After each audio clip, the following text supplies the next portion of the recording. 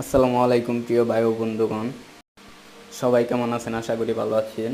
তো আজকে আমি কলেজ থেকে আসার পরে আমার রুম থেকে দেখতেছিলাম যে একজন চাচা মাথায় টুপি পরা সে ময়লার মধ্যে কি যেন খুঁজতেছিল। তো আমি কাকাকে জিজ্ঞেস করলাম যে কাকা, আপনি কিছু খুঁজতেছেন বা আপনার কিছু হারাইছে? তো কাকা আমাকে বললো, কিছু বললো না।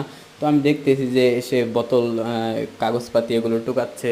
তো আমি হুট করে আমার মনে হলো যে ওহো, আমাদের কিচেনে তো অনেক তেলের বোতল, এমনি বোতল এগুলো ছিল।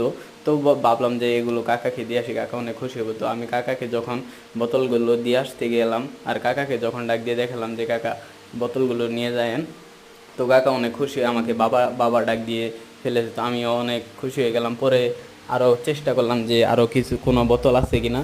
তো আমি সব বোতলগুলো তাকে দেওয়ার চেষ্টা।